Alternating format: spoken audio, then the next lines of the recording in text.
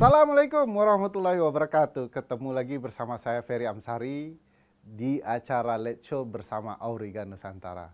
Kita kali ini bahas yang asik. Soal apa? Soal pengibaran bendera One Piece.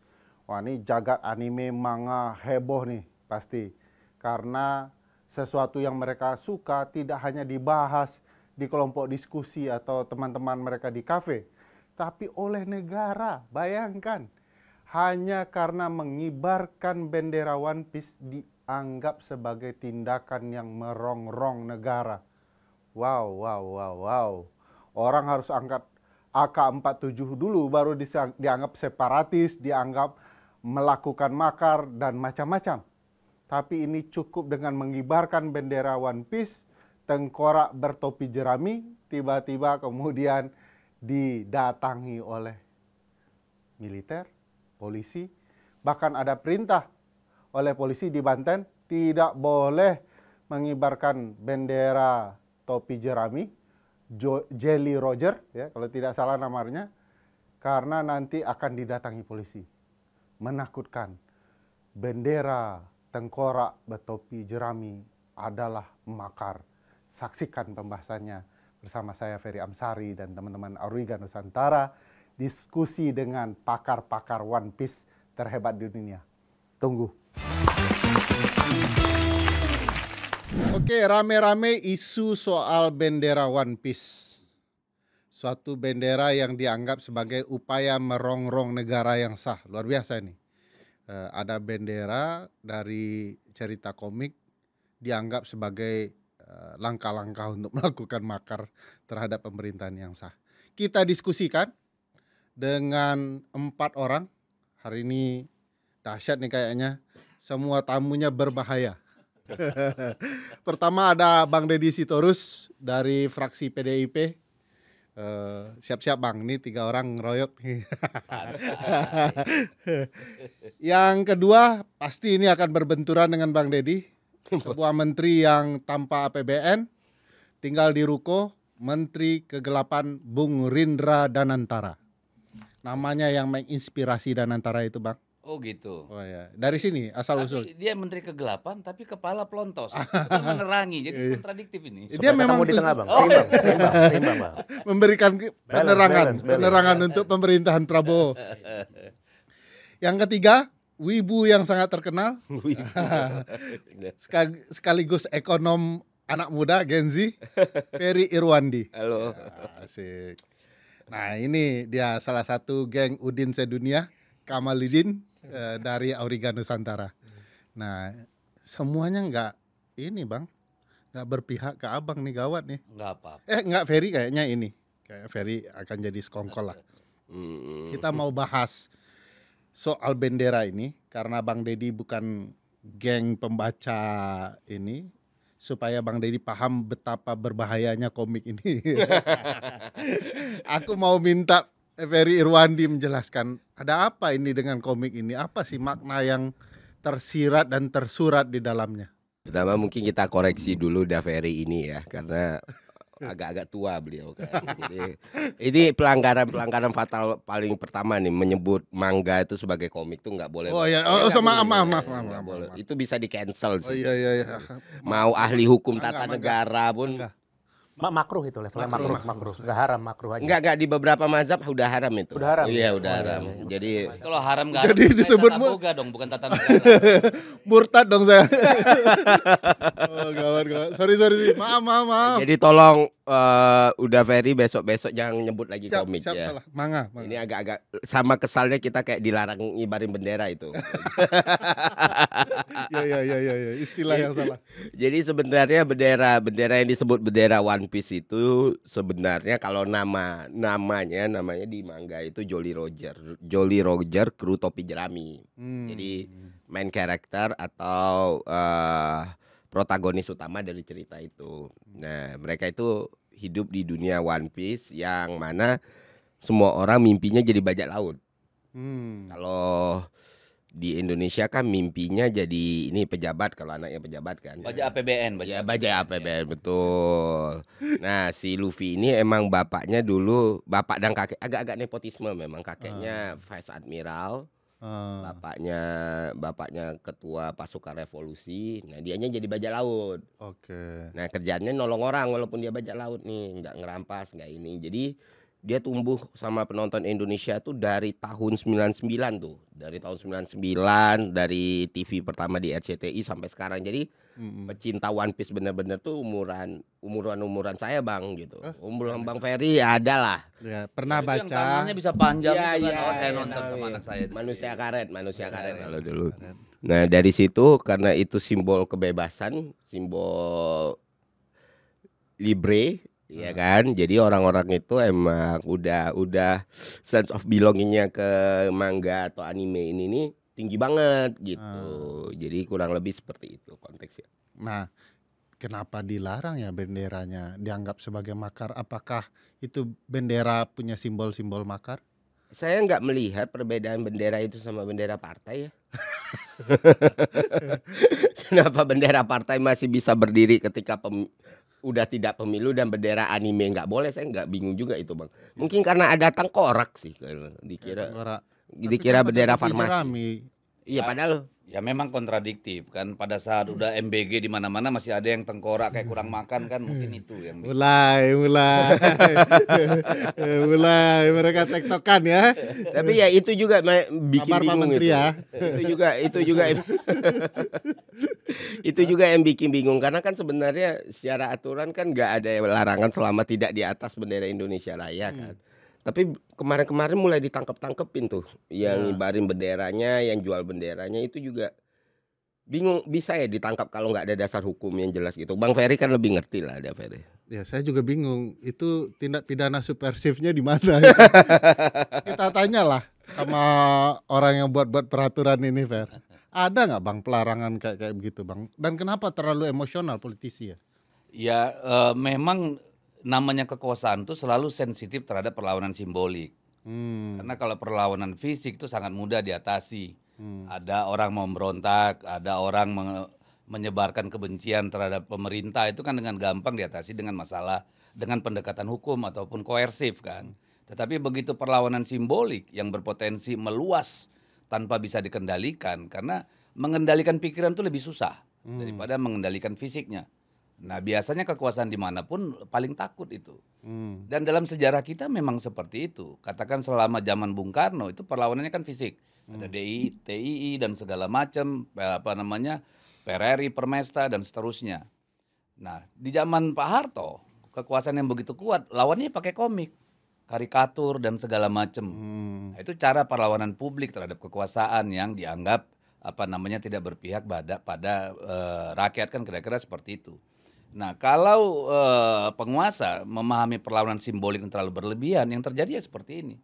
Nah tapi saya lihat kemarin hari ini sudah ada perubahan sikap tuh, jadi tidak lagi dipermasalahkan itu. Dan saya kira hal yang seperti ini wajar dan harusnya dijadikan koreksi bagi yang punya kekuasaan. Apa yang salah, apa yang harus diperbaiki. Ya, Abang Bukan tadi, justru ada yang ditangkap, ada ini itu isunya makin membesar, malah memukul diri sendiri. Salah itu. Abang tadi kasih contoh zaman Orde Baru ada komik kritis gitu ya.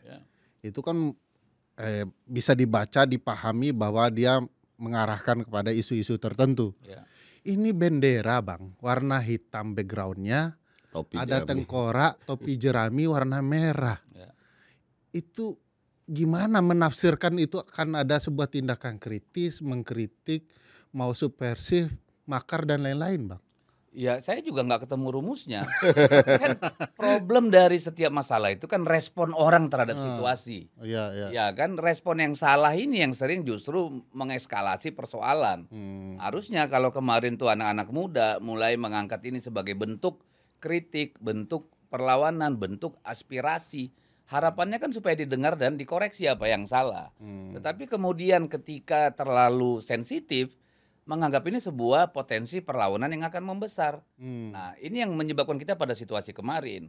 Tapi kan saya dengar statement dari beberapa petinggi pemerintahan bilang, itu sudah dimoderasi kan, tidak lagi terlalu dipersoalkan. Hanya memang kan bendera sebagai lambang negara tidak bisa dipadani secara langsung dengan bendera One Piece itu. Misalnya pasang bendera di rumah terus taruh di sebelahnya sama besar sama tinggi itu kan nggak bisa dikatakan melanggar hukum lah. Atau 17 Agustus bendera merah putih kagak tapi bendera itu kurang etis. Gitu ya. Nah, saya melihatnya di situ. Jadi respon yang terlalu berlebihan saja sebenarnya. Itu kan sama kayak kita waktu anak-anak, Bang. Ya. Kalau sudah berdosa buat salah, orang tua tinggal itu ketahuan nih gitu ya. Nah, biasanya marah-marah begitu karena ya ada rasa bersalah sih sebenarnya dalam penyelenggaraan negara sih. Nggak benar nggak, Pak? Ya harus ditanya pada yang menyelenggarakan negara hari ini kan.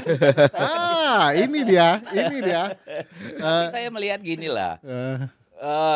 Cara terbaik menghadapi kritik publik itu ya dengan mendengar dan menyerap. Itu cara terbaik. Karena kalau dilawan, hal kecil itu bisa jadi besar. Oke. Nah, itu kan kita sudah belajar dalam sejarah kita. Ya. Semakin ditekan, publik itu akan sampai pada titik di mana kemarahan simbolik akan berubah menjadi kemarahan bersifat fisik. Nah, jadi Abang sudah nyinggung-nyinggung, tanya yang berkuasa. Nah, ini ada menteri nih. Giliran saya sekarang. Iya, Pak Menteri, apakah dua orang ini sesat lagi menyesat?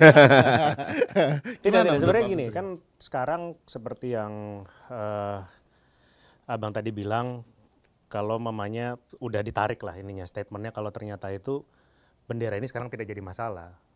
Ini mungkin juga waktu itu Pak Dasko yang bilang kan, kalau saya baca beritanya kan, itu sebenarnya karena dia sudah menyadari kalau mamanya Luffy itu adalah pemeran utama di One Piece itu, Pak Prabowo itu adalah Luffy. Oh, Pak Prabowo ada Luffy. Jadi gini. Ini teori liar ini. Ini liar deh. Luffy pernah bilang, dia tidak akan membiarkan krunya kelaparan. MBG kawan. Nah, itu kan benar yang saya bilang tadi. Gak ada tengkorak. Cuma di gambar yang gemoy, pasti gak masalah itu. Kebetulan dapurnya di Impel Down, jadi banyak yang keracunan. Jadi tapi semangatnya Luffy. Nggak membiarkan kelaparan gitu loh. Tapi Luffy itu sebenarnya bukan krunya yang diperjuangkan, dianya sendiri biar nggak kelaparan. Oh, tapi kan dia juga bilang krunya bisa makan sepuasnya juga gitu. Kalau tesisnya Pak Prabowo Luffy adalah makan, aku agak setuju nih. Tapi kalau kayaknya Luffy nggak pernah mikirin makan orang lain deh. Dia tapi setidaknya kalau dirinya kenyang dia menganggap orang lain akan kenyang juga. Oh Kelihatannya gitu. sih seperti itu. Yang lain dapurnya di Impel Down. Dia dapurnya di Impel Down. Keracunan aja gitu kan. Tengkorak tuh tanda racun kan. Nggak apa-apa. Itu kan setidaknya kalau mamanya sekarang tuh ternyata sudah disadari kalau beliau itu Luffy. Gitu. Ada sosok Luffy. Ada sosok Nika gitu ya. Kalau Nika sih saya nggak yakin ya, tapi ada Luffy dulu. Satu-satu. Iya, terus sangat berbahaya. Itu yang saya juga sepakat juga kenapa ditanggapi terlalu berlebihan gitu. Sementara kan kalau dari rekan-rekan PDI itu biasa aja gitu, karena kembali lagi dulu di masa pemerintahan Ibu Megawati. Jadi One Piece itu kan bentuk harta karun, Bang.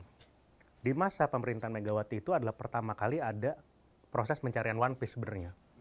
Yang waktu itu dipimpin sama Said Agil yang jadi Menteri Agama. Iya sih. Dia pernah nyari harta karun waktu itu kan. Harta karun dari batu tulis, waktu itu nyari harta karun Prabu Siliwangi. Iya. Batu tulis poneglyph. Emang. Tapi kebetulan poneglyph palsu. Waktu itu pas digali tidak ada apa-apa. Jadi waktu itu di masa pemerintahan Bu Megawati udah ada pencarian One Piece, cuman di pemerintahan itu aja ada pencarian One Piece. Dan di masa pemerintahan Bu Megawati juga One Piece pertama kali tayang itu 2003. Iya, bener, kan? Jadi maksudnya udah. Tapi kan udah didapat oleh Pak Jokowi 11.000 triliun waktu itu. Nah yang jadi siapa yang gali saya nggak tahu.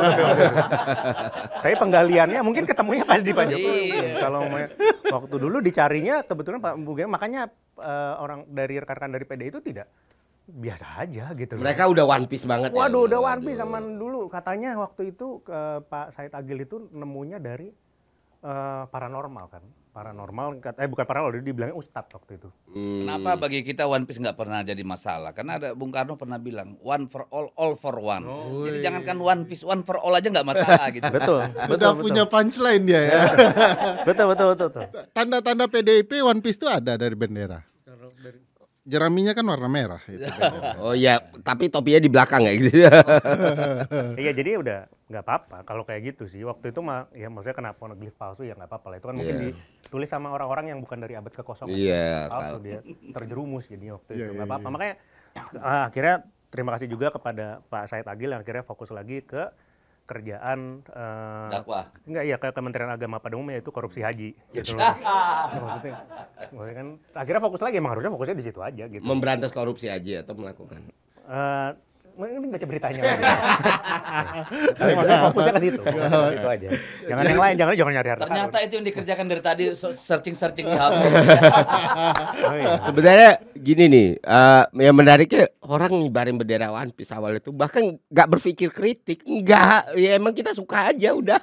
Orang ditempelin di Di ya, truk, di gitu-gitu. mobil, iya. Lagi Gibran aja pakai pin. Iya, orang nggak. Kemarin nggak ada masalah, kenapa tiba-tiba jadi masalah kan? Berarti Gibran pendorong subversif dong. Ini orang yang mempromot One Piece itu kan, secara simbolik. Bisa Waktu ditangkap duluan kampanye dong. juga kan gede-gede itu. Oh. Ya, silakan lihat TikTok bendera One Piece pada waktu kampanye presiden lalu. Dan saya lihat kemarin juga foto-foto di mana Gibran pakai pin One Piece gitu. Karena kan sebenarnya dari awal emang, Cuma memang nggak cocok Gibran pakai One Piece. waduh. Iya. Oh, cocoknya Naruto, Boruto. Tupis bang, tupis kan 02 kan. Oh iya, tupis. Nah, Bingung dia. nah gini, tunggu dulu. Ini bendera One Piece dianggap makar gitu ya, segala macam, takut betul gitu ya. Tapi kalau di dalam konteks teman-teman lingkungan hidup, karena ini soal Auriga ya, teman-teman Auriga itu kok orang ini takut dengan bendera, tapi alam rusak tidak takut gitu. Nah, gimana penggemar wibu dari Auriga Nusantara? Ya oke, baik, udah. Jadi ini agak menarik ya. Ketika Agak apa sangat menarik? ya, agak dulu lah. Agak dulu lah ya. Oke. Ketika bendera Jolly Roger tadi berkibar, kok pemerintah ini cemas gitu. Sementara kita teman-teman lingkungan punya data lah terkait tadi yang udah sampaikan. Dari segi lingkungan itu mengalami banyak kerusakan, terutama di beberapa sektor industri yang membutuhkan lahan gitu. Nah, di Auriga itu kita melakukan studi itu punya data status deforestasi Indonesia di tahun 2024. Ini kalau konteks kerusakan sumber daya alam dari deforestasi itu di tahun 2024 itu sekitar 261.000 hektar hutan yang hilang untuk dibuka lahannya untuk menjadi industri seperti logging, terus kebun kayu, sawit dan pertambangan. Nah, kenapa pemerintah malah nggak memperhatikan itu loh? Ketika hutan ini hilang mereka ya udah biasa aja gitu. Padahal hutan itu sendiri kan bagian dari ekosistem yang di dalamnya itu ada iklim mikro, banyak satwa-satwa, keanekaragaman hayati di dalamnya.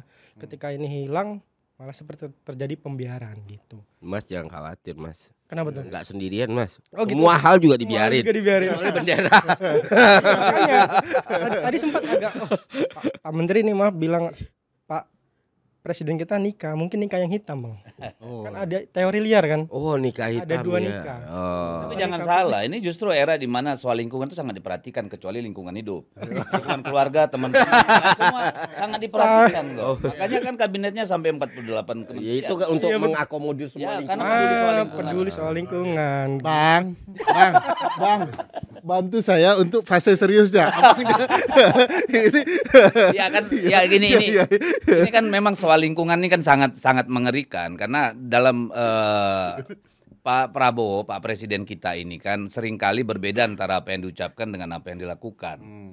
Misalnya kan beliau kemarin teriak-teriak di awal, sawit kan juga tumbuhan, hutan kan gitu nih. Tapi tiba-tiba yang dirampas oleh Satgas PKH, Satgas Garuda itu sawit-sawitnya rakyat. Dan cilakanya Harusnya kalau saya pribadi adalah hutankan kembali, cari lahan dengan porsi yang sama untuk mengganti luasan itu. Karena kalau enggak rakyatnya pengangguran, lapar, nggak bisa nyekolahin anak, kan gitu nih. Tiba-tiba dikasih Agrinas, kan cilaka 12 kita. Nggak ketemu tuh antara rumusan dengan ini kan, dengan prakteknya gitu. Nah ini yang menurut saya yang harus diluruskan. Banyak hal terkait lingkungan hidup kan, karena menyangkut hidup kita semua. Apa sih rencana pemerintah ini terhadap rakyatnya ini soal keadilan agraria itu? Kan ini problem. Gawatnya Bang Deddy ya, begitu mengkritik pemerintah. Wah. Saya izin jela ya. Hormati dong menteri di sebelahnya. Nah, tapi saya rasa sih ini juga ya Pak, ini kembali lagi saya harus ucapkan di sini, sebenarnya Pak Prabowo tuh sudah melakukan penghijauan Bang. Waduh. Reboisasi. Ini Bayangkara masuk BUMN. Nah benar. Gitu. Gua bisa baca. Beda yang hijau-hijau pegang senjata aja gitu loh. Tapi Itu penghijauan. Di-upgrade ya hijaunya. hijau. Iya. Itu Sekarang perlu kalau ditebang bisa lawan. Mas, aku bingung tuh. Kalau hitungan ekonominya tuh nambang nikel di Papua itu kan merugikan sebenarnya ya. Secara economic scale itu bertahun-tahun itu merugikan sekali. Sedangkan ekonominya nih. biodiversitasnya itu tinggi kan sebenarnya kalau mau kita jual karbonnya segala macam. Tapi kenapa masih dilakuin sama apa lilil? Ya. Yang lagi goyang ini kan ya. Oh goyang ya? Agak-agak goyang sekarang Bang. Lumayan. Ya, kebanyakan di Biki sih di depan kayak. Merakyat, gempa tapi tetap ini. merakyat Bang, dorongannya tetap Iya, kacang. iya, Merakyat dia, merakyat tetap. Ini kalau acara saya biarkan aja jalan. Iya Bang kebanyakan Amal, di Biki kali ya. Pertanyaan Ferry itu gimana Bang? Iya. Ya sebenarnya itu juga yang jadi kelemahan di kita ya Bang, soal terkait tata kelola. Terlebih tadi tambang, kita tahu di Raja Ampat khususnya, itu kan spesies-spesies terumbu karang itu kan banyak di Indonesia Timur. Jadi kalau di secara data itu sekitar 67% spesies karang di dunia, itu 67% itu ada di daerah dunia? Papua ya. Paling di banyak Indonesia? di dunia. Biodiversitas paling lengkap. 67% spesies karang itu dari total di dunia itu ada di Papua, Halmahera, daerah timur sana. Yang dimana di situ banyak izin-izin tambang di pulau-pulau kecil. Nah, itu kenapa bisa ada di sana? Nah itu ya tadi kelemahan di tata kelola. Karena tata kelolanya itu seperti tidak memperhitungkan daya dukung wilayahnya. Seperti kita ketahui, pulau-pulau kecil banyak dibebani izin yang mungkin sebenarnya dia tidak cocok ketika kelebihan izin, bahkan sebenarnya pulau-pulau kecil itu tidak boleh ditambang gitu kan. Aturannya juga begitu. Iya makanya Pak gitu. Ya, undang-undangnya bilang begitu. Tapi apa korelasinya dengan One Piece? Dirimu tadi sempat bilang ada kok keterkaitan manga ini dengan peristiwa berbagai baik politik maupun alam di Ini Indonesia. kayak Pak Bahlil ini kayak Orochi gitu ya. yang aku Itu sampaikan sifatnya tadi. tuh sama Kita persis. berdua lagi. tidak mengerti, Pak. Nah, tinggal googling aja Bang Orochi. Mereka mulai Jadi sedikit ini nyampaikan tadi dari Bung Ferry, Orochi ya memang Pak Bahlil, bukan sorry, Orochi. Iya Orochi. Jangan Pak Bahlil. bukan Pak Karena Bahlil. konteks SDM. Iya SDM. Tambang. Memang mirip sih. Mirip. Iya. Jadi sedikit gini di One Piece itu ada namanya negara Wano. Wano daerah lah di sana memang problematik soal tambang. Jadi di mana di sana ada dua penguasa. Satunya itu ya kayak raja lah, tapi dia di backing dua penguasa ini, jadi dia semena-mena mengelola tambangnya. Nah, korelasinya tadi adalah tambang-tambang yang dikelola oleh si penguasa ini itu tidak berdampak terhadap rakyat sekitar. Contoh ekosistemnya rusak. Lalu masyarakatnya itu tidak mendapat makanan yang layak karena aktivitas tambang. Sama seperti yang tadi di Raja Ampat yang kita lihat, ataupun di Sulawesi, Kabena, terus Wawoni, itu dampak yang ditimbulkan dari industri pertambangan ini memang nyata ke ekosistem. Gitu, ke masyarakat terjadi banyak penyakit, terus sulit ya, dan hilanglah mata pencarian nelayan. Jadi kalau nelayan di sekitar pertambangan itu kan karena ada endapan dari limbah, itu mereka jadi semakin jauh untuk melaut. Bang, stop Bang. Oke. Kasih kesempatan Pak Menteri membela diri bahwa manga One Piece bukanlah alat bukti problematika Republik ini. Dan itu Bang, nambahin Kan sedikit. bisa digambarkan bahwa penambang berizin ini kan komplotan bajak laut tadi kan. Bisa Bang Deddy tolong kasih kesempatan Pak Menteri membela diri, fair, apalagi fair. Iya, ini kan tambang nikel di Raja Ampat tuh tahu nggak berapa persen dari nikel kita? Berapa? Cuma 3%. Nggak banyak ya? Nggak banyak dan kehancurannya segitu besar. Fatal ya, apalagi terumbu karang kita tadi ya. Iya, itu kita nggak usah ngomong moralitas lah ya, ngomong intelektualitas aja. Lebih rugi kita nambang daripada kita jual biokarbonnya. Berhenti. Ini sudah sampai ke soal kemampuan berpikir negara. Anda kritik Pak Menteri, mohon maaf, ini orang-orang memang adabnya kurang. Mohon Pak Menteri memberikan penjelasan apa yang mereka tidak paham. Iya, yang kita nggak paham. Nggak paham. Dari sisi kegelapan nih. Ya tentunya kan ini apa ya, bentuk kontrol penduduk lah sebenarnya. Penduduk semakin banyak. Itu udah sedikit, di timur masih sedikit. Iya, kan sama seperti gitu kan berlebihan 3% aja kayak gitu kelakuannya. Maksudnya apalagi kalau mamanya berhubung penduduknya sedikit kan, kalau penduduk sedikit tidak banyak yang protes. Coba kalau mau dilakukan di Pulau Jawa. Gitu maksudnya gitu. Mulai dari yang kecil dulu dari yang kecil dulu. Bapak-bapak, apa bisa dibiarkan Pak Menteri? Karena ini penjelasan kenegaraan. Jadi tidak apa-apa kalau saya sih udah biasa. Saya udah biasa. Silakan kalau begitu kritik. Ada suara-suara yang tidak mendukung pemerintah itu Kalau udah saya biasa. kehancuran Papua, Raja Ampat dan seterusnya itu kita harus berterima kasih sama Jokowi karena menurut saya Jokowi yang buka jalan. Hidup Jokowi. Iya kan? Hidup Jokowi. Loh, coba lihat itu Raja Ampat tahun berapa? 2017. Kan gitu nih. Ya, dan kalau kita buka peta sekarang nih. Hampir semua wilayah dari Papua itu sekarang sudah dibuka untuk sawit, untuk HTI, untuk HGU, untuk tambang dan sebagainya. Which is presiden-presiden sebelumnya nggak ada yang seperti itu. Makanya saya dulu curiga, dulu saya bangga itu waktu Jokowi buka bikin jalan Papua, Trans Papua segala macam, BBM satu harga. Setelah saya lihat, lah ini urusannya semua sama tambang, sama apa namanya, sama perkebunan karena rakyat nggak punya mobil di sana. Dan juga jangan lupa sampai sekarang konsisten Bang, sakit kulit dan lain diwakilin. Nah itu dia, sakit kulit itu kan bisa karena merkuri juga kan. Nah Tidak akan membiarkan rakyatnya menderita. yang nikmati BBM satu harganya siapa? Ya kontraktor, perusahaan tambang, perusahaan perkebunan. Coba lihat tuh sekarang di mana Merauke itu. Lihat di peta saja, buka Google aja di sini. Kita akan lihat bertambahnya luasan sawit kan. Jadi saya bayangkan mungkin dulu Jokowi waktu presiden lihat-lihat peta nih. Sumatera nggak ada lagi. Kalimantan udah punya orang-orang besar. Yang belum Papua nih. Dari situlah menurut saya eksploitasi terhadap Papua itu besar-besaran dilakukan di era Joko Widodo. Kalau menurut saya, entah kalau kalian berani sama dengan saya kan. Tapi kenapa nggak dicegah sekarang, Bang? Kenapa? Kenapa sekarang nggak dicegah? Nah kan Nggak dihentikan? Ya oleh presiden sekarang. Nah itu makanya tadi saya angkat soal Satgas PKH itu. Menurut saya sebenarnya itu ada kesempatan emas bagi Pak Prabowo. Untuk apa? Melakukan distribusi keadilan agraria, distribusi kesejahteraan. Rakyat punya 3-4 hektar sawit kan untuk hidup, bukan untuk kaya raya.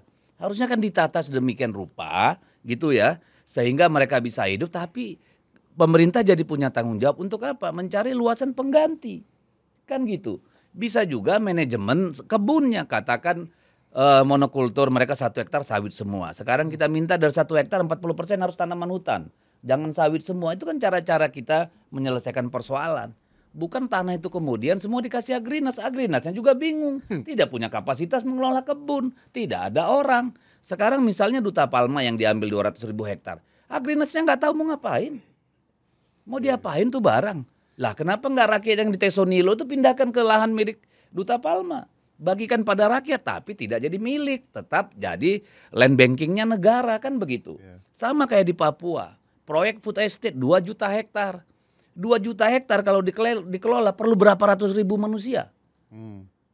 Kalau mau cari pekerja pasti harus dari Jawa, transmigrasi.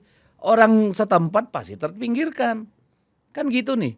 Jadi persoalan-persoalan baru. Nah ini yang sebenarnya kita berharap Pak Prabowo punya kesempatan meluruskan apa yang salah dari rejim sebelumnya. Seperti beliau memberikan amnesti dan abolisi itu. Itu kan cara mengoreksi pemerintah sebelumnya. Sana masuknya Gitu ya.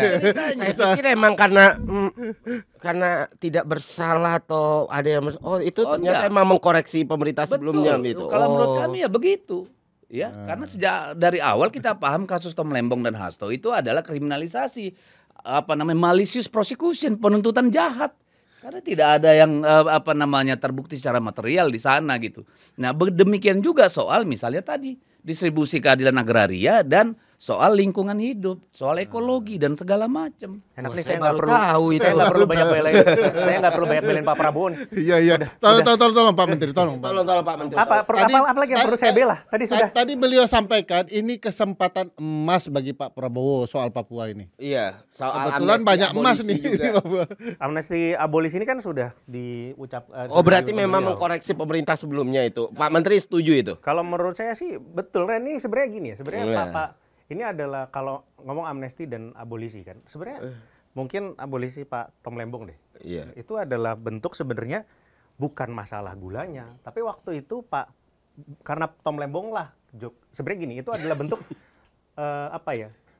memberitahu ke Pak Jokowi tolonglah jangan terlalu sensi. Karena sebenarnya Pak Tom Lembong itu masuk ke penjara itu bukan karena menurut saya ya. Iya. Bukan karena gula. LFP baterai itu. Enggak, kalau menurut saya itu kalau menurut saya itu karena Pak Tom Lembong lah yang membuat Pak Jokowi itu jadi meme we walk the talk itu loh. Oh iya.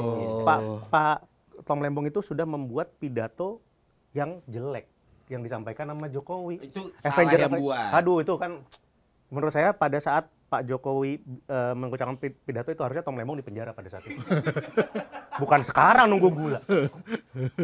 Winter is coming. Aduh. Tapi itu pertama kali We dalam walk the debat talk. presiden. Iya. Ya ada nama orang disebut kan nama Pak Tom Lembong. Hanya gara-gara Pak Tom Lembong dianggap mengkampanyekan bahwa EV baterai is not the only solution. Dia bicara tentang LFP kan pada waktu itu. Sementara kan rejim sebelumnya kan gila-gila hilirisasi itu, termasuk hilirisasi kekuasaan kan begitu. Nah, ini yang menjadi problem kalau menurut saya. Makanya Tom Lembong tuh harus masuk. Jadi bukan hanya walk Gitu ya. Wak. Gitu. Tapi kan kalau soal izin gula kan barusan statement Presiden Jokowi itu bilang dia nyuruh gitu. Iya, itu dia. Ya karena Makanya abolisi kan. Abolisi udah keluar baru dia ngaku. Ya, selama ini dia menikmati kan. Nah, itu kan memang kebiasaan Jokowi kan. Di ujung ngambil kredit gitu loh. Kalau ada masalah ya jangan tanya saya, kan itu kelebihannya di situ. Jangan-jangan Tahu, itu jangan saya. Pak Jokowi yang minta abolisi itu ya. Aha. Kalau saya rasa setelah Pak Prabowo bilang. Bukan sebelum ya. Dari banyak hal yang tidak mungkin dilakukan Pak Jokowi, ya minta abolisi itu termasuk salah satu yang nggak mungkin dia lakukan. Kalau menurut saya pribadi. Iya, oke. Jadi Bang Kamal, sebelum kesesatan ini bertambah panjang, apa sih keterkaitan ya perjuangan lingkungan dan mungkin juga bisa dikaitkan dengan kisah-kisah One Piece. Cerita-cerita beliau, jangan ada pabrik gula di One Piece gitu ya. Ada tambang dan segala macam yang berkaitan. Ada juga amnesti dan abolisi di. Iya, jadi tadi terkait korelasi dengan di Indonesia terkait lingkungan itu yang paling sangat relevan tuh kayaknya ini ya Bang, soal orang-orang yang kita nyebutnya Tenryubito. Iya, naga langit. Naga langit. Kita berdua aja lagi Bang. Ya, jadi Dijelaskan dulu ya Tenryubito ini cuma Iya, dijelaskan sedikit. kami berdua ya. Bisa nyambung kok, dijelaskan sedikit bisa ya, nyambung. jadi di One Piece tuh ada Tenryubito itu kayak semacam Kelompok elit. kelompok elit lah, Mbak. Dia oksigennya aja beda dengan kita, pakai Iya. tabung dia. Pakai tabung. Bentar lagi. Iya. Oh, iya. Jadi geng Solo lah. Oslo. Oslo.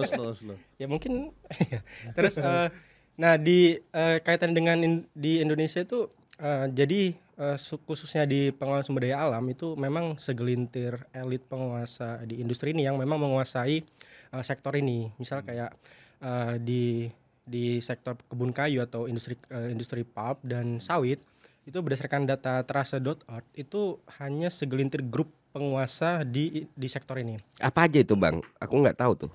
Misal di sektor kebun kayu nih, di sektor hilir pengelolaan di pabrik-pabriknya tuh hanya sekitar 2 atau 3 grup. Grupnya apa aja Itu tuh? Ada menteri-menteri Jokowi yang masuk menteri sekarang kan? Mas, RGE, Royal Golden Eagle dan Marubeni. Wah. 3 Bang. Oh, 3 tuh ya. Ya penguasanya lah. Wah, baru dengar. Kalau masih data yang sama dari trase.org itu di industri sektor perkebunan sawit itu di industri hilir pabrik penguasanya itu ya mungkin 5 atau 7 grup besar tadi. Dan dari 2 sektor ini itu sama. Misalnya kayak di kayu tadi Sinarmas dia juga menguasai di industri sawit. Royal Golden Eagle dia juga menguasai di sektor perkebunan sawit. Jadi 2 sektor yang besar di Indonesia ini hanya dikelola atau dikuasai oleh segelintir tadi yang kita sebut Celestial Dragon. Kalau di Indonesia kan 9 naga. Iya. Naga langit ya. Naga Tolong langit. ya, yang tua itu Bang Kita Deddy. juga, Saya naga- hanya kurang naga sari. pengetahuan ini perlu dijelaskan nih. Udah tahu 9 naga Ah, di Indonesia kan ada tuh. iya iya. Di One Piece juga ada, tapi 9 juga? 20. 20. 20 keluarga naga. Mirip lah. Jadi di One Piece tuh Oh, sekarang nggak 9 naga lagi, udah 10 tambah 1. Punya menteri 6 apa 7 Aja. Ngeri. Iya.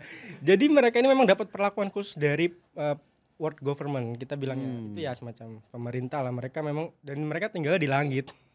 Langit itu maksudnya tempatnya lebih tinggi dan suci. Ya kayak tinggal di SCBD lah.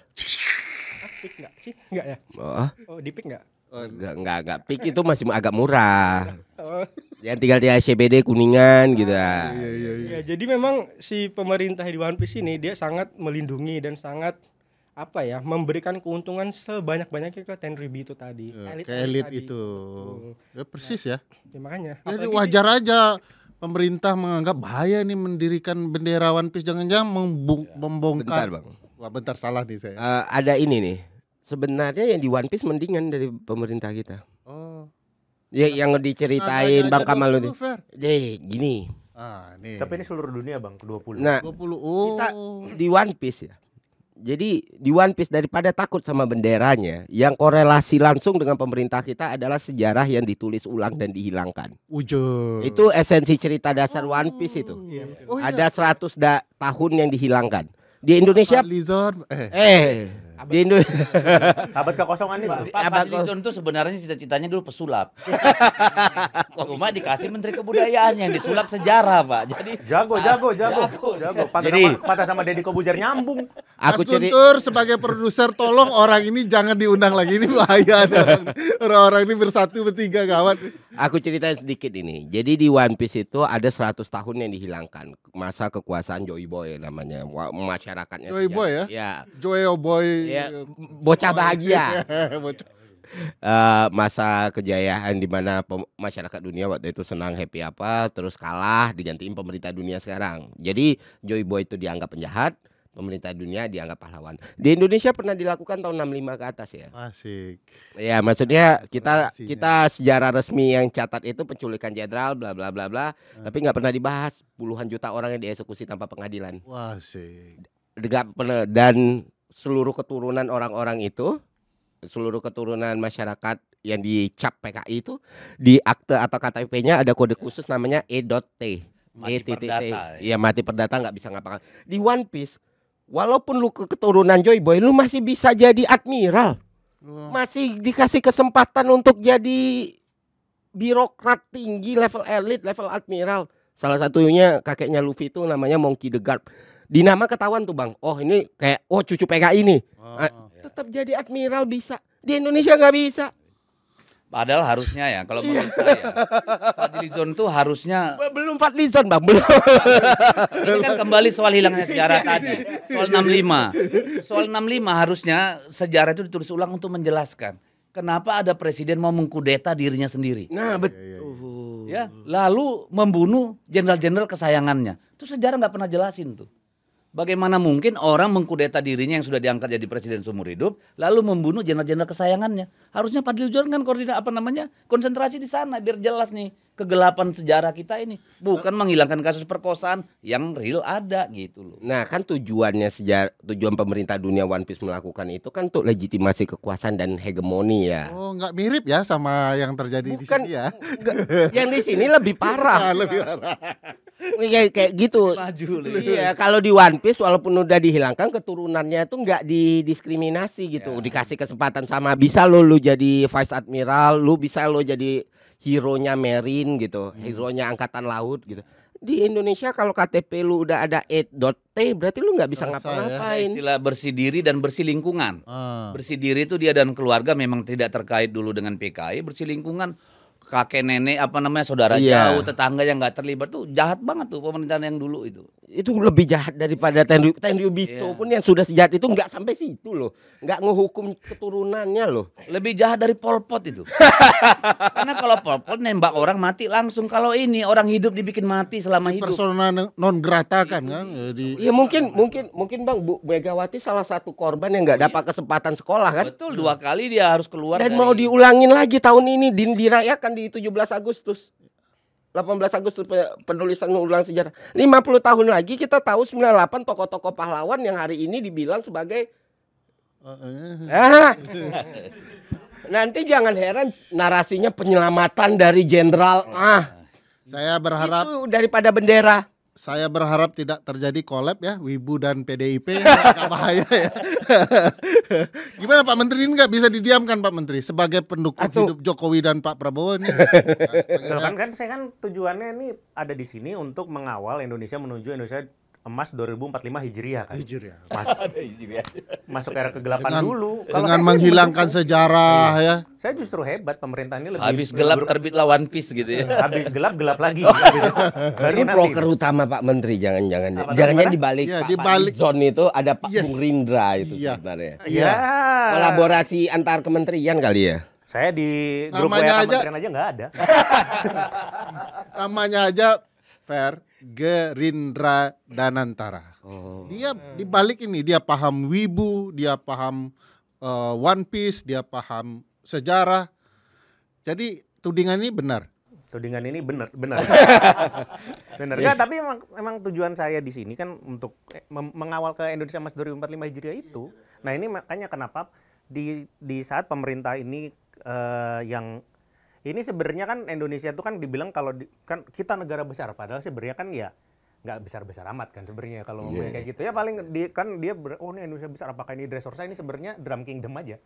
Iya, GDP-nya 4.580 Jadi per kapita. maksudnya ya nggak segede itulah. Iya. Tapi arahnya gimana ke Indonesia Emas 2045 Hijriah yang masuk ke era kegelapan dulu nih masih sejalan. Jadi saya tuh selalu dukung ini gitu loh. Nggak mungkin tidak sejalan ya. Tidak Ini. sejalan, harus kurang kejam kalau sekarang menurut saya. Kurang ya. Kurang. Kalau mau ini baru yang orang PKI nggak dikasih kerjaan apa segala macam, yang eksil bisa pulang apa segala macam. Oh masih eksil nggak bisa pulang. Iya, kalau perlu One Piece aja nggak segitunya loh. Enggak, kalau perlu sekarang yang dianggap musuh pemerintah tuh dieksilkan sekarang. Kalau perlu jangan pulang. Jangan pulang. Maksudnya bukan dieksilkan, itu kasih kesempatan untuk hidup lebih baik di luar negeri. Makanya kan kemarin yang itu apa namanya yang pemblok kalau kabur aja dulu kan Pak Presiden udah duluan. Maksudnya dia tuh nggak segitu antinya masyarakat, dia udah duluan kawan sama bapaknya udah duluan. Ini dia udah ngasih contoh, ya. Pemblokiran Yang protes malah yang belum pernah pergi ya. makanya. Ini udah expert udah kabur duluan. Iya. Ke beliau aja minta izin, sowan. Pas saya mau kabur aja dulu kayak bapak gitu, pasti dikasih wejangan gitu loh. Terus habis itu yang kayak kemarin pemblokiran rekening, banyak pekerja-pekerja di luar negeri nggak bisa pulang, itu karena Pak Prabowo tahu kamu di sana aja. Kalau balik kacau soalnya. Istiqomah dengan kabur aja dulu ya. Di sana dulu gitu loh, nggak perlu cepet-cepet pulang gitu. Iya, ngapain tergesa-gesa? Ngapain tergesa-gesa? Di sana kan kehidupan kalian lebih baik gitu loh. Tapi kenapa nih Bang? Kenapa? Maksudnya aku mau nanya ke abang-abang sekalian lah. Apa urgensinya sejarah itu ditulis ulang lagi gitu? Padahal nah kan gara-gara mempersoalkan bendera orang jadi tahu cerita One Piece kan, dan itu dihubung-hubungkan gitu. Itu takdir, Fate ya. Terhubung gitu kan. Biar orang tahu kayak tadi masalah oh ternyata Tenryubito yang kita udah sangka rendah betul ada yang lebih rendah nih gitu. Gorose itu tidak pernah menghukum keturunannya gitu kan. Nah ini keturunan aja bisa kena tuh di 65. Terus apalagi sih yang mau dibuat di tahun katanya sejarah 98 mau ditulis ulang tuh kan kita nggak ngikutin nih perkembangan penulisannya gimana, nanti tiba-tiba selebrasi aja gitu. Itu bentuk pengawasan yang ada sekarang itu gimana sih Bang? Kalau Bang Ferry yang sering melawan ini kan. Balik ya, jadi Kok saya ditanya? kalau saya melihat sih ada dua kenapa orang pengen mengubah sejarah. Pertama kan untuk mengubah persepsi atau kesadaran publik. Ya kan, yang kedua untuk menghapus hal-hal yang tidak diinginkan dari catatan kaki. Khasnya otoritarian ya. Iya, itu Contohnya, haknya. saya tidak tahu ada hal yang tidak diinginkan. Iya. Banyak kan, karena soal perkosaan kan jelas. Kepancing Gitu dia, kepancing dia. Ya banyak Tapi hal. saya ya. yakin tuh Pak Fadlizon sedang on mission tuh. Oh. On mission by whom? Nah, semua kita sudah tahu lah dia suka aja dulu gambarnya dengan dinasti mana gitu-gitulah. Kalau saya. Oh, yang mana Bang? Kita semua belum tahu nih, Bang. Kan ada tuh. Zaman-zaman dia masih dituduh sebagai aktivis gitu kan. Oh, dituduh. Oh, jadi sebenarnya bukan aktivis. Ya setahu saya sih nggak pernah ketemu dia di jalanan dari dulu ya. Dari dulu dia dapat privilege jadi anggota MPR, dekat dengan Cendana. Kapan dia ngaktivis gitu? Saya lihat Wibu provokator baru sekali.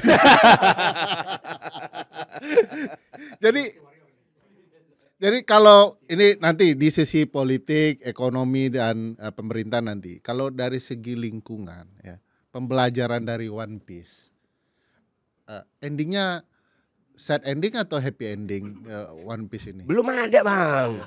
Yang ada orang tuh anak Jambinan Minang, dia mau berdoa. Belum mau mati sampai One Piece selesai, itu ada tuh orang. Iya, saya orangnya. Jangan mati dulu Sebelum One Piece. sebelum One Piece tamat. Karena itu bisa jadi catatan negara kita juga ya. Iya, ya, melihat One Piece dibicarakan sama super elit politik ini kan kita happy ya gitu. Anak-anak muda menjadi merasa relate ya dengan Soalnya wibu ini kaum marginal, Bang, selama ini kita itu didiskriminasi gitu loh. Iya, Bau bawang katanya kan, padahal yang Tapi Wibu tuh hebat loh. Di Papua OPM tuh perlu angkat AK-47 dulu baru dianggap separatis. Ini cuman bendera kan dahsyat betul lah Wibu. Baru bendera aja sudah dianggap nggak pakai narasi, nggak pakai cuma agenda bendera. setting, Nggak. cipta kondisi, nggak.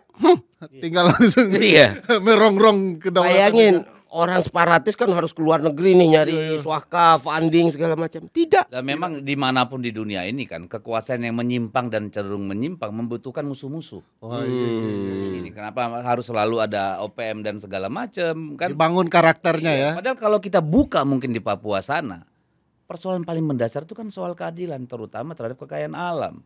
Misalnya soal di Puncak Jaya dan segala macam tuh, cek deh siapa yang menambang emas liar di sana itu. Iya. Kan Kaum elit konfliknya tadi paling apa namanya? tinggi. Tenryu Bito. Tenryu Bito. Nah, itu problemnya di situ. Nah, katanya dia nggak bisa nyebut Tenryu Bito. Makanya kalau menurut saya sebenarnya sejarah sedang ada di tangan Pak Prabowo. Oke. Dia apakah ingin melakukan koreksi menuju Indonesia yang lebih baik? Nggak usah lah dulu emas-emasan karena situasinya kan geopolitiknya jelek, internalnya jelek kan gitu nih. Saya berharap sih Pak Prabowo itu nggak ingin mengurusi terlalu banyak hal sehingga akhirnya ya nggak nyampe kemana-mana juga gitu loh. Apa yang mau diperbaiki misalnya sekarang nih dengan warisan Jokowi kemarin yang seperti sekarang ini kan soal ekonomi Ferry lebih jago lah gitu. Jadi kalau menurut saya apalagi dengan kementerian yang begitu banyak orkestrasinya kan juga sulit. Pak Prabowo harus secara cermat memilih bagian mana yang dia mau kerjakan tuntas sehingga itu berkesan di rakyat, sehingga itu menjadi modal politiknya untuk berikutnya. Oke. Jangan seperti sekarang terlalu banyak masalah, akhirnya lahirlah One Piece itu kan. Gitu. Pak Menteri jangan tahan ya, jangan direspon karena sudah nyinggung-nyinggung. Janganlah Indonesia emas-emas dulu, fokus lagi. Iyalah, emas terlalu banyak, Mas. Jawa Timur, Jawa Tengah kan Emasnya udah itu, semua tuh. saya tahu arahnya, tahan. Gimana Mas? Lingkungan. Tahan Bang Kamal. Jadi ini dah nyambung tadi terkait masalah sejarah yang dihilangkan kan kalau di One Piece itu ada juga dah. Jadi para ilmuwan itu mereka kan kalau di One Piece tuh yang tahu sejarah abad kekosongan tadi. Jadi mereka ingin dimusnahkan lah. Sudah dimunas. Ya, sudah dimusnahkan. Nah, ini kaitannya dengan Kalau Munas nanti Desember. Oh gitu. Ya, jadi kaitannya dengan lingkungan itu terjadi juga di Indonesia itu, Dak. Jadi kalau di One Piece itu ilmuwan-ilmuwan yang ingin mengungkap fakta sejarah itu mereka dimusnahkan. Kalau di Indonesia aktivis lingkungan itu juga sering didiskriminasi. Kalau konteksnya ke ilmuwan itu kalau di kita itu ada contoh misalnya kasus kebakaran lahan di 2018 itu perusahaan-perusahaan yang terbukti melanggar karena kebakaran lahan itu kan mendapatkan Penalti ya. ya penalti hukuman lah dari institusi hukum kita. Nah, dan yang terjadi itu di kita itu para saksi ahli. Nah, ini yang lagi hangat Dipidanakan, sekarang itu digugat kembali oleh si perusahaan yang terbukti melanggar. Nah, di sini kita lihat kesamaan bahwa para ahli lingkungan atau profesor lingkungan di Indonesia itu juga mendapati hal yang sama. Mereka dilawan balik oleh para perusahaan besar. Nah, Parah-parah. Slap ya. ya SLAP betul, strategic lawsuit against public participation. Nah, ini case-nya banyak. Contoh yang sekarang lagi happening itu Profesor Bambang Hero dan Profesor Basuki Wasis. Mereka digugat kembali oleh perusahaan yang terbukti melakukan pelanggaran lingkungan atau kerusakan lingkungan. Jadi si perusahaan ini balik menggugat kedua para saksi ahli ini, yang di mana mereka menyampaikan kesaksian ilmu-ilmu ilmiahnya di persidangan untuk menyampaikan bahwa memang ini sebuah pelanggaran. Nah, itu banyak sekali slap di lingkungan ya. Makanya ini sangat mirip banget nih sama One Piece, karena di One Piece Cuma ilmuwan yang bedanya di One Piece kali nggak ada kopi-kopi cantik dulu nih sama yudikatifnya kan. Iya. Kalau ini kan pasti ada nih. kalau di One Piece itu ada ini namanya Buster Call. Woi. kita Ada bang, ada selalu bang. Nah, itu memusnahkan wilayah atau ilmuwan yang dianggap mengganggu pemerintah dunia. Kalau di Indonesia itu buzzer call. Buzzer. Buzzer call, iya. Kalau ada suatu kontrak, buzzer call datang. Langsung sekali panggil langsung keluar semua. Iya. Nah, itu Di TikTok tuh banyak tuh. Udah. Makanya kami gagal terus di TikTok ya. Begitu masuk TikTok langsung dimusnahkan. Langsung di buzzer call. nah, itu. Iya. Mirip dah gitu. Tapi berbanggalah kalau Anda didatangi oleh buzzer berarti diperhitungkan. Saya gitu aja. Kalau nggak ada muncul buzzer berarti kita nggak diperhitungkan, Pak. Saya terakhir berhadapan dengan wakil relawan Gibran. Wush, wakilnya. Wakil relawan Gibran. Berarti bukan relawannya ya, wakilnya aja ya. Wakil ketua kelompok relawan Gibran bla bla. Sampai sekarang masih sakit hati dia. Setelah bahas Tom Lembong, saya ngejawabnya, "Mas, gak usah ngomong data dulu, belajar calistung dulu." Jadi tiap dia posting orang komen, "Bang, calistung." Langsung tantrum dia. Tambahin jangan calistung aja, Bulkonah juga. Itu ketuanya siapa? Kan itu wakilnya, ketuanya siapa? Ah, itulah misterius. Ya wakilnya udah 10 tahun dia. Wakil udah. Waduh. Tapi kita senang lah relawan-relawan itu bisa tampil di TV dengan pakai jas dan segala macam itu kan berarti memang Indonesia Emas sudah sampai ke mereka itu. Iya, tapi kasihan belum ada jatah-jatah komisaris. Ini. Setelah dapat jatah komisaris, tentiamnya dimusnahkan. Iya. Ini Bang, Tom Lembong udah abolisi, videonya udah berminggu-minggu yang lalu. Ini udah seri ke-12 dia. Membantah bantahan Ferry Irwandi. Tapi tetap disuruh calistung. Iya, tetap orang komen, "Bang, udah calistung belum?" gitu. Itu saya sempat kena buzzer call juga. Cuman ya itu tergantung tekad api kita ya, will of D kita untuk bertahan gitu. Kalau ke saya kan nama saya Irwan di Ferry gitu kan. Irwan di Ahmad di Kamaludin. Tolong jelaskan. Nah, Ferry Amsari nggak ada nih D-nya nih. Oh, saya ada Bang, Rindra di Anantara. Kenapa harus di? Itu keturunan Joy Boy tadi. Oh, Dan itu PKI dong semua. Bisa jadi ya. Dedi. Ini banyak dedinya nih, banyak D-nya nih. Daripada jadi PKI mending jadi TKI kali ya. Oke, sebelum ini akan menambah jumlah pencinta One Piece gara-gara obrolan bapak-bapak ini dan upaya makar terang-terangan akan terus terjadi, kita harus hentikan. Kita selesaikan. Assalamualaikum warahmatullahi wabarakatuh. Waalaikumsalam warahmatullahi wabarakatuh.